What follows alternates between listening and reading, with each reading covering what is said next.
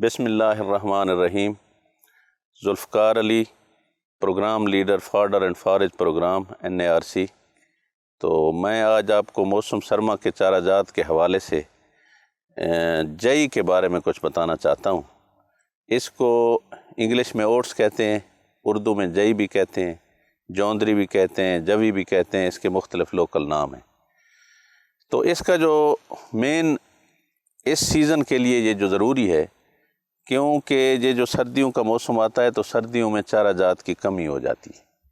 تو اس چارہ جات کی کمی کے مہینوں میں یہ اوٹس اگر 15 اکتوبر کے بعد کاشت کی جائے تو یہ اس چارے کی کمی کو پورا کر لیتی ہے، اور اس کی کروڈ پروٹین ہے جو وہ 8 سے 12% تک ہے، جو بہت اچھی ہوتی ہے جانوروں کے لیے۔ اس کی نیوٹریشن بھی اس کی اچھی ہے جانوروں کے لیے۔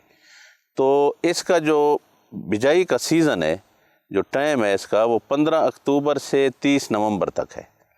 تو اس کو اس دوران کاشت کیا جائے۔ اگر ارلی ہم کاشت کر لیں گے تو اس کی ہم پیداوار ارلی لے لیں گے، اور اس کی 2 کٹائیاں بھی لے سکتے ہیں، 3 بھی لے سکتے ہیں۔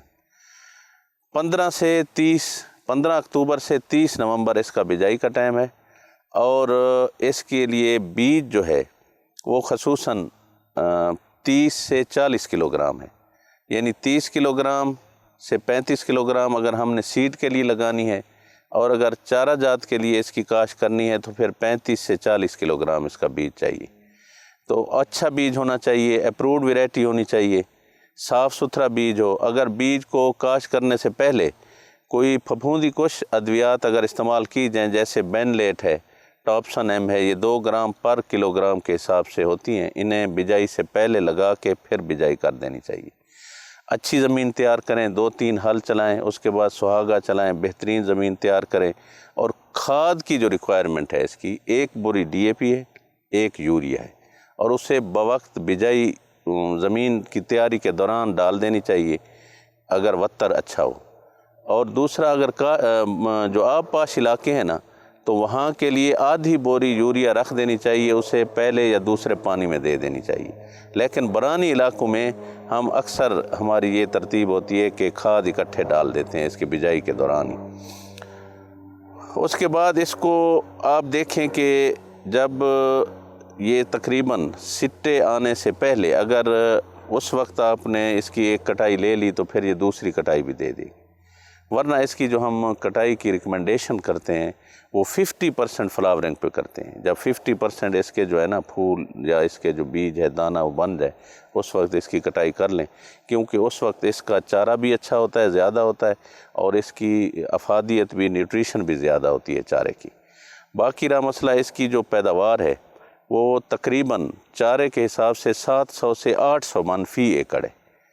تو یہ اگر چارہ کو جیسے شہروں کے زیادہ تر شہروں کے قریب لگائی جاتی ہے، وہاں فارمر کی انکم بھی اچھی ہو جاتی ہے، کیونکہ اس کا ریٹ بہت اچھا ملتا ہے کسان کو۔ دوسری فصلوں سے تقریباً اس کی انکم 2 گنا زیادہ ہے اس اوٹس کی۔ اگر بیج کے لیے رکھنی ہے، میں تو 2 چیزیں ریکمینڈ کرتا ہوں۔ اگر ہم اس کی ارلی 1 کٹائی لے لیں اور باقی چھوڑ دیں تو پھر ہم اس کا سیڈ بھی لے سکتے ہیں، اور سیڈ کی اس کی پیداوار 15 سے 25 من کے قریب ہے، یعنی وہ زمین پہ ڈیپینڈ کرتا ہے، بندے کی دیکھ بھال پہ کرتا ہے سارا کچھ۔ دوسرا ایک چیز میں بتانا بھول گیا تھا کہ اگر شروع کی سٹیج میں اس پہ اگر ویڈیسائیڈ سپرے کرنا ہے تو وہ چوڑے پتوں والا کرنا ہوگا، باریک پتوں والا نہیں کرنا، کیونکہ یہ بھی باریک پتوں میں آتی ہے۔ تو اس کی ورائٹیز کے بارے میں کچھ بتانا چاہوں گا۔ ہماری NARC کی جو PRC کی سسٹم کی ورائٹیز ہیں، ہمارے فارڈر پروگرام نے 4 ورائٹیز اپروو کی ہیں۔ ایک ہے NARC اوٹ 2011، PRC اوٹ، اسلام آباد اوٹ، اور گرین گولڈ۔ یہ سب ورائٹیز بہت اچھی ہیں، پیداوار ان کی بہت اچھی آتی ہے۔ تو بجائی اس کی بہتر یہ ہے کہ ڈرل سے کی جائے۔ جو ڈرل تقریباً یہ گندم والی ہوتی ہے ڈرل، اتنا ہی فاصلہ رکھتے ہیں ہم۔ گندم کا سیڈ جیسے 40-50 kg پڑتا ہے، تو اس کا بھی وہی سیڈ ریٹ ہے۔ دوسرا یہ ہے کہ اس کی مخلوط کاشت بھی کی جاتی ہے اوٹس کی۔ اس کو ہم برسیم کے ساتھ کاشت کر سکتے ہیں اور لوسن کے ساتھ بھی۔ تو برسیم کے ساتھ اگر ہم نے کاشت کرنی ہے تو برسیم کا سیڈ ریٹ پورا ڈالیں گے ہم، جیسے 8 کلو گرام پر ایکڑ ہے، اور اس کا ہم 25 کلو گرام ڈالیں گے فی ایکڑ کے حساب سے، یعنی 25 کلو اوٹس ہو گیا اور 8 کلو گرام برسیم ہو گیا۔ اسی طرح اگر لوسن کے ساتھ اس کی کاشت کرنی ہے تو لوسن کا 5 سے 6 کلو گرام پڑتا ہے 1 ایکڑ میں، اور اس کا ہم 25 کلو گرام ملائیں گے۔ اس کا فائدہ یہ ہے کہ جب شروع میں زیادہ سردی ہوتی ہے تو سردی میں ہمیں یہ اوٹس 2 کٹائیاں اچھی دے دیتی ہے، اس وقت تک برسیم بھی ہو جاتی ہے اور لوسن بھی ہو جاتی ہے۔